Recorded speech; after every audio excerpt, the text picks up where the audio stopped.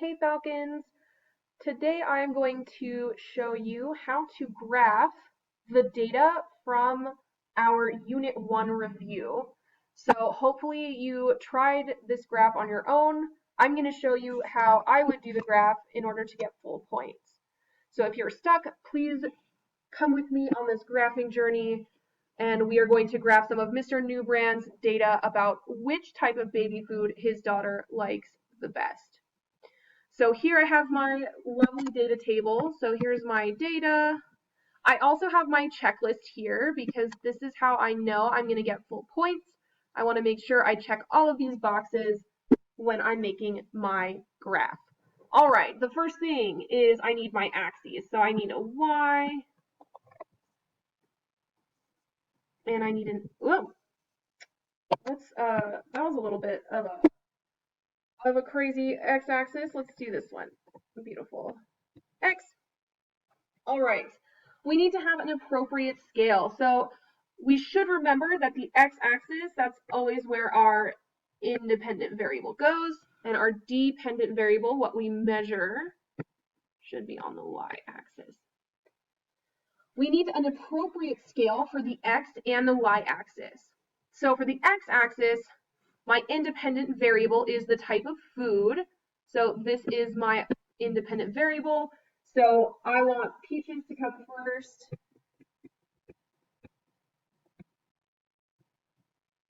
Plums, pears,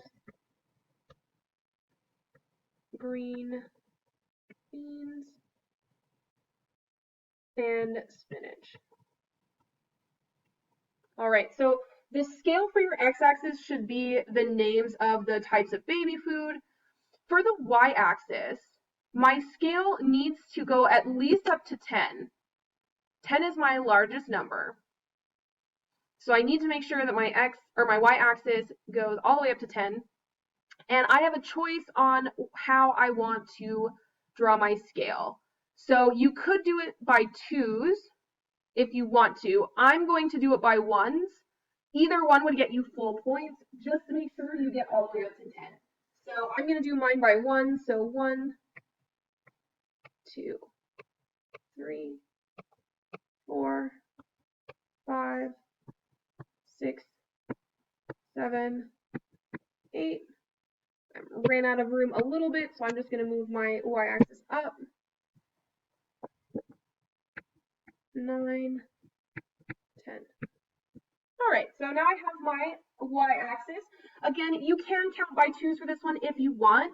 Just make sure that you are getting up at least up to 10, because you do want to make sure that you are graphing all of that data.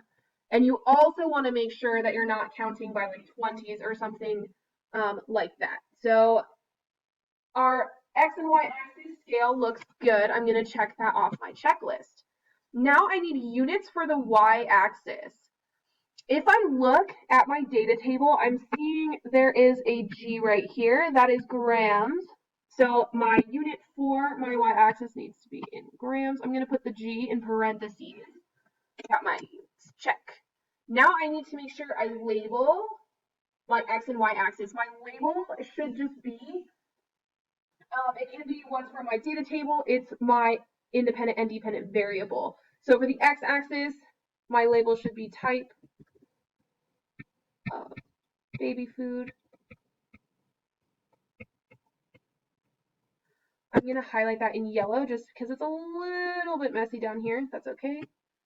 And then amount eaten on the y.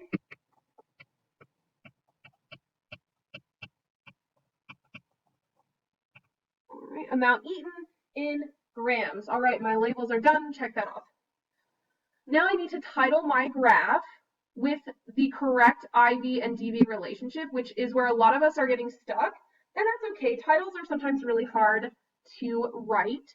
So I'm going to write down here my template. So this is like what I love to do for titles. So this is my template. How blank, this is the IV, affects blank, and that's DV. So this is like my template. I like to say how the independent variable affects the dependent variable. So I'm going to show us, I'm just going to highlight this in green as well. I'm going to show us the title I would use for this graph. So how type of baby food, that's my independent variable,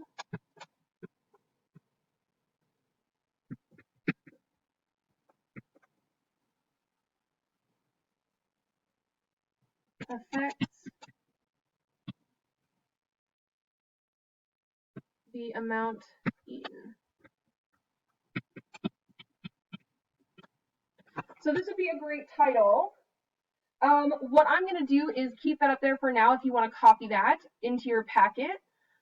I'm realizing I did not give myself enough room to have a title and graph my numbers. So I'm going to go ahead and move my title to another part. I'm going to do it a little bit smaller up here. So how type of baby food affects the amount eaten. So that's getting a little small, but I didn't give myself too much space to graph, which was my fault. So the type of baby food is my independent variable, and the amount eaten is my dependent variable. So I want to make sure my title always has the IV and the DV in there. You can use a different title if you would like to, that is okay. Just make sure that you are including that independent and dependent variable. All right, we're going to check that off now. We did our beautiful title, and now we are ready to graph those numbers. So peaches was 10, so I'm going to draw for peaches. I'm going to color this in red because I feel like the color just helps me see the data better, so I like to color mine in. You can also shade yours in if you're just using a pencil, however you want to do it. You can break out the markers if you want to, that is okay.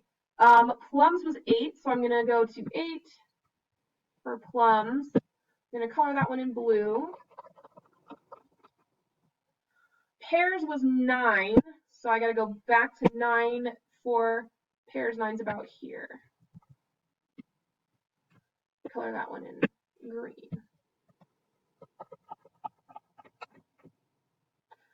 Green beans was 3, so I got to go to 3. I'm going to color this one in silver, gray. And then the last one is spinach, which was 1. And I'm just going to color that one in black. There we go. So my data is graphed appropriately. And then that is all I need to do. I would double check that your graph looks very neat. My graph is a little bit cramped here, but it's still pretty neat and easy to read. So make sure that your graph is neat and easy to read, and you will be getting full points on your graph for the summative. All right, please let me know if you have any questions at all. I look forward to seeing you in another lesson. Have a great day.